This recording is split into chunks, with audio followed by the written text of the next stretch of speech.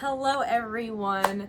My room is an absolute tragedy at the moment because I just got back from competing at the Miss Collegiate America pageant.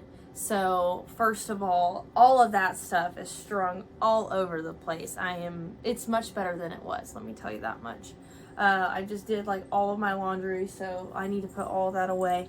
But I am also packing for vacation because tomorrow I will be leaving for the beach.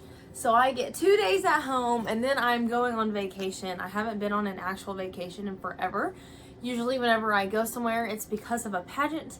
So I don't ever really get to actually enjoy whatever environment that I am in. I'm always in competition mode.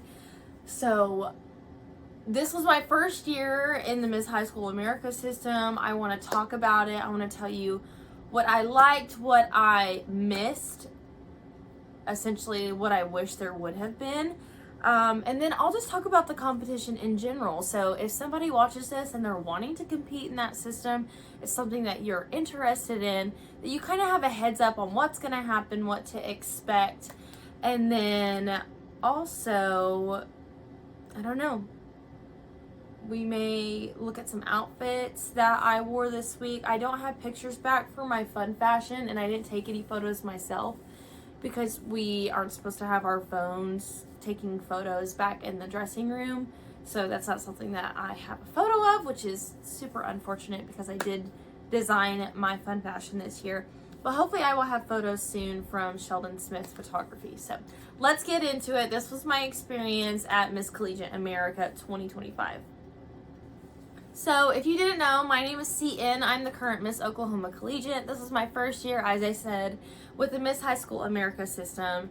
And what I wanted to do this year is just experience something new. So my history in pageantry, whenever I was in high school, we have a high school scholarship pageant, and I did that my sophomore, junior, and senior year, and then I won it my senior year. But after I did it my sophomore year, I was completely hooked.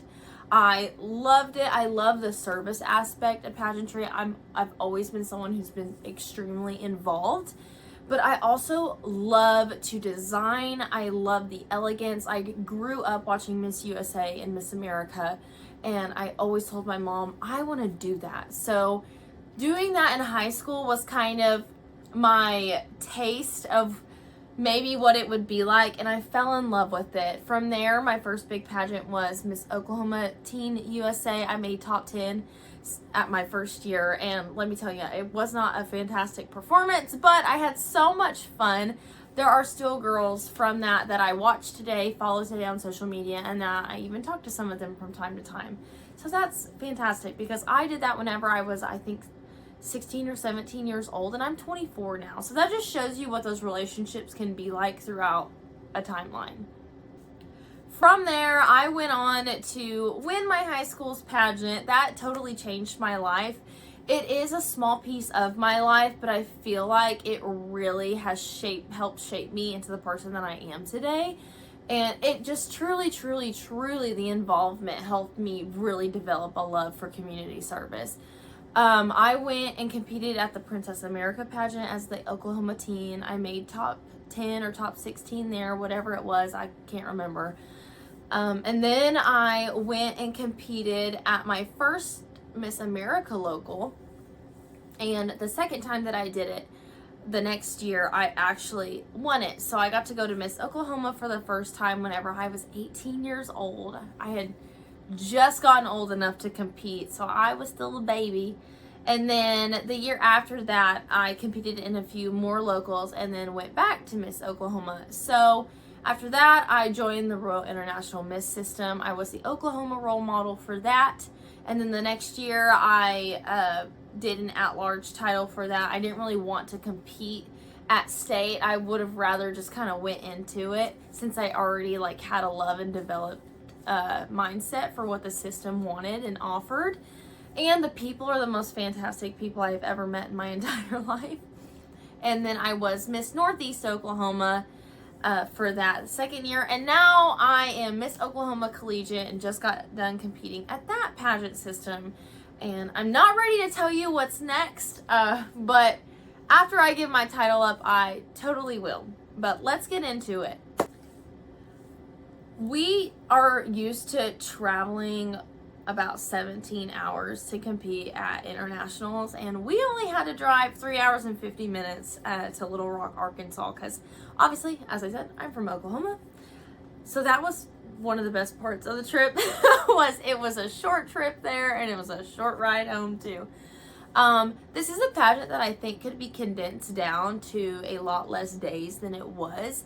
I'm used to competing in optionals, so I think that might be the thing, but I'm also used to having a lot more rehearsals. So usually my days are extremely packed. Like, you go from in the morning until at night. And this wasn't like that. So if you like something that's more laid back and you're not used to something that's very fast paced, then this probably would be for you. But for me, I felt like I was just waiting the entire time, and I don't really like to wait anyways. That's just part of my personality. I love to go. So that was one thing that I wish may have been a little bit different. Was I would have liked to have other things going on besides just feeling like I'm waiting all day to do whatever it is that was, planned for that day. During the week, you get to participate in a parade of contestants. You get to attend a white party that is normally sponsored by one of their 83 sponsors. There's 83 sponsors right now. There might be more, there might be less whenever you compete. I don't know, but there you go. There is a fashion show and a banquet with a short award ceremony, and is that it? That's pretty much it. Obviously there are some clothing sponsors that are set up. There's some vendors set up in an area, and you can go and visit those vendors, purchase things from them. They will dress you for that fashion show. And the fashion show was definitely fun, but I'm a little biased because I got to be dressed by Violet's, and Violet's is my favorite store in the entire world. Stephanie is the coolest, and I think that she would adopt me if she could. I love her so much. I've been going to Stephanie for like 9 years now. So if that doesn't tell you anything, there you go. We competed in interview, fun fashion, and evening gown for the preliminary scores. And then you took your composite score into finals, and then they announced a top 16 that includes a People's Choice winner, and you compete in fun fashion, evening gown, and onstage question. This was actually the largest pageant that I have ever competed in. I believe there were 46 of us. My first year at Miss Oklahoma, I believe there were 42. So I have not competed against that many people in a really long time. Even at internationals, I believe our number was like around 40, or it was a little underneath that. So although it doesn't sound like that's a lot of people, it really is a lot of people to compete against. And this is the first time in forever that I have not been able to compete during finals. And I unfortunately did not make it. That's okay though, because that's pageantry, and that happens sometimes, especially when you go to a new system. You never know what to expect. You're either going to be really great with that system and what they're looking for, or you're just not what they're looking for, or maybe you just don't understand the system enough in order to be what they're looking for. But I think something that's really important to remember, and something that I really hold true to, is I'm always going to be myself, whether I fit into whatever the system believes that a title holder should be, or what they're looking for is. I'm okay with me, and I'm okay with being me, and I'm okay with winning as me and losing as me. My philosophy is I would rather lose as myself than win as someone that I am portraying myself to be, and then have to be that person for an entire year just in order to continue to convince people that that's who I am. Because it's not. And I am not an actress, and I don't want to be an actress, so I refuse to be that in life. So I'm okay with the fact that I lost. That's fine. You're going to lose a lot more in pageantry than you're going to win. So if you want to get into pageantry, please don't get so caught up in trying to win, or the fact that you didn't win, that you end up hating it and hating every experience. One thing that I feel like did definitely hurt my score is the interview was much different than any interview that I've ever done. I answered my questions well, but I don't feel like I had the opportunity to truly share about myself and my story. So my work that I have been doing for a long time has to do with sustainable fashion and sustainable thinking. So I do a lot of work with shelters, and I do clothing and shoe drives. I actually run to help raise money for different organizations. I just ran my first half marathon this past year. And I teach kids about sustainability and how you can be sustainable in life in different ways, like conserving water whenever you're brushing your teeth, donating gently used, good quality clothing that you don't want to wear anymore that isn't trash. Hosting a coat drive for your community, going and serving food at your local food bank or whatever that may be. And then I teach them that the thing that we reuse the most is ourselves. So we have to take care of ourselves and be kind to ourselves so that we can wake up the next day and do something good for other people too. So that's kind of the work that I do. And it doesn't necessarily fit into the Brave initiative for Miss High School America. Brave is building respect and values for everyone. And you may think that that's would fit into that, but I had to approach it in a different way than what I am used to doing. I used my counseling background. I'm a master's counseling student, and I approached it from a multicultural perspective because unfortunately 2 months ago my dad actually passed away from battling addiction for years and years and years. And that's why I do the work that I do, because at one point my dad was couch hopping. I'm pretty sure he was on the streets for a little bit.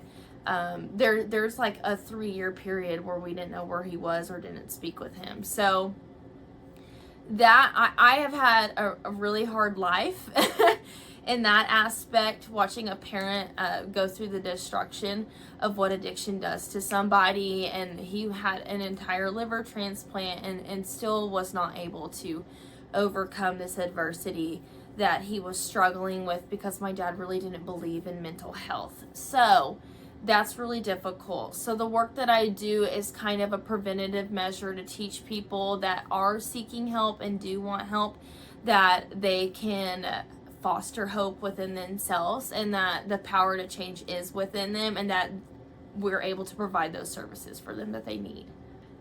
So when you approach Brave from that kind of perspective, it is tough. So Brave is like an anti-bullying initiative, and that's fantastic and great, but it's definitely hard to kind of craft what I was doing into Brave, because I talk a lot about the things that people don't want to talk about, okay? So I dig into the nitty-gritty of the really ugly things that are going on in the world, and I like to bring those to the surface.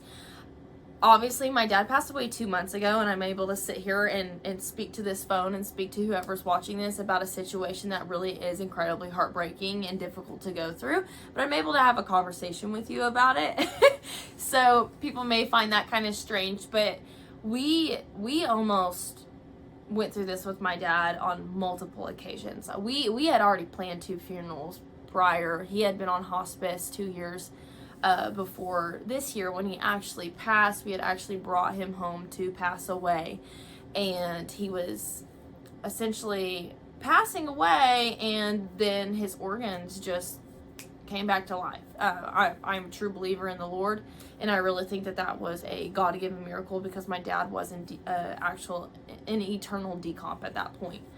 But however, sometimes healing looks different for people, and my dad's healing is that he's finally in heaven, and he is not struggling with any of these struggles that he has had, and that he is healed and whole, and he is living a way better life than what we could even imagine right now.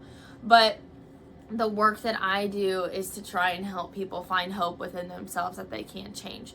So that's more of like an empathetic approach to service work, is really like supporting those people.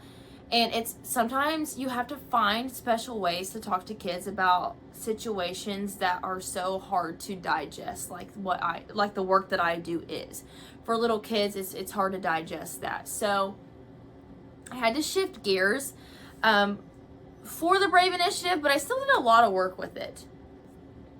And I could sit here all day and tell you what all I did, which includes talking to over 1,000 children over the last year as a graduate student and a personal trainer starting a small business and a group fitness instructor. It has been the craziest year of my life, but I did it because the Lord is good and I love to be busy. But that's not really what this video is about. So if you want to compete at Miss High School America, collegiate, junior high, they have pre-K through 6th grade. They didn't do pre-K this year. They only had kindergarten. But one of my Oklahoma littles was pre-K, so I think she just ended up competing with kindergarten. However, BRAVE is going to be really important for you. So BRAVE is an acronym for building respect and values for everyone. So just remember that. If you take anything from this video and you do want to compete in this system, please remember that you need to do work with BRAVE. However you want to take your spin on it is up to you. Like I said, mine was very different. I did it from a multicultural perspective using counseling strategies in order to communicate what differences are and how to take care of other people to children, and more so gave them that why factor instead of that we just shouldn't bully, but kind of like why we shouldn't.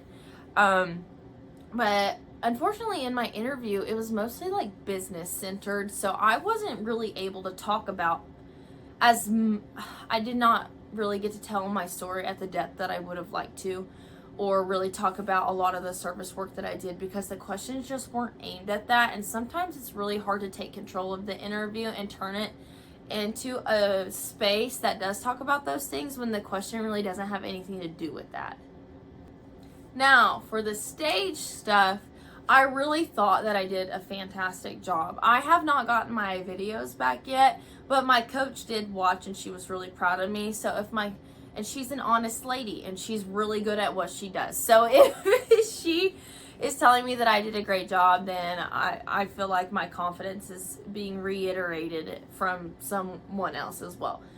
I actually designed my fun fashion. Here is a picture of it from the warehouse. Not exactly me wearing it. Like I said, I'm really hoping to get those photos soon because I would love to see what I look like on stage. And then here's a picture of my gown. It is a Sherry Hill crossover in periwinkle. It's a column style gown. I absolutely love this dress.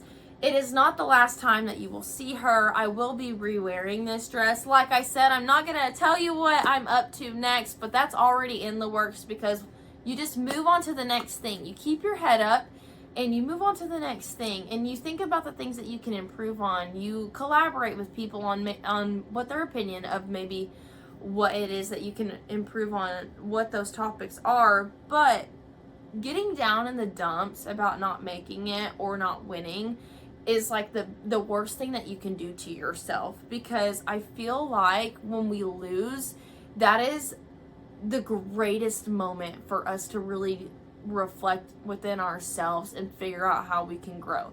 If we won all the time, we would feel like we would have nothing to work on. And I've definitely lived a life where I felt like there's many times where I've just lost in life and I've had to pick myself up and I've had to reflect on the things that I can control and work on those things. So I feel like it's okay to lose. And obviously I'm not sitting here in tears or incredibly devastated that I didn't win this pageant, because my philosophy is you just keep going. You just pick yourself up, you keep going, you reflect and improve on the things that you need to improve on, and you have a good enough, you're in tune with yourself enough to realize that maybe there's things that you could potentially work on, or if you just don't fit into that system, that's okay. That's fine. I mean, have you seen how many pageant systems there are? A lot. And I've competed in many. If it's a system that you're interested in, you can always go follow the Miss Oklahoma Collegiate page or any of the national title holder pages in order to obtain some more information. They do have a website that you can visit.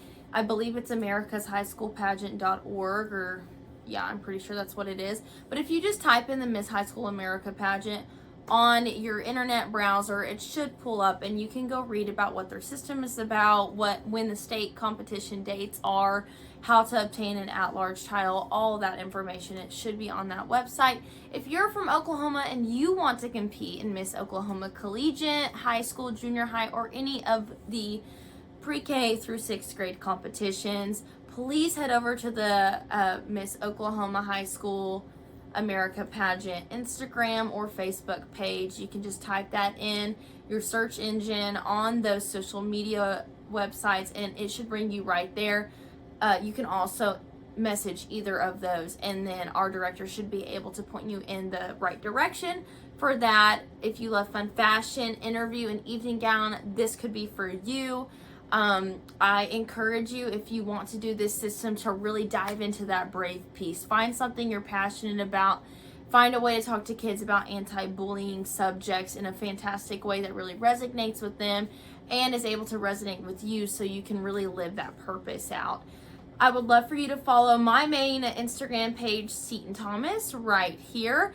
And let's just go put the Oklahoma page right here as well. Go boost those follows for our next title holder. I will be giving my crown up in October. So hopefully you guys will join me here on YouTube, on Instagram, and you can also follow me at Seton Thomas on TikTok as well for just fun pageant and workout stuff, everyday videos, because I am a personal trainer. So thank you guys so much for joining me today. I know this was really a laid back video, not quite structured. It was a great time this past week. But stay tuned for the announcement of my next adventure. Can't wait to see you.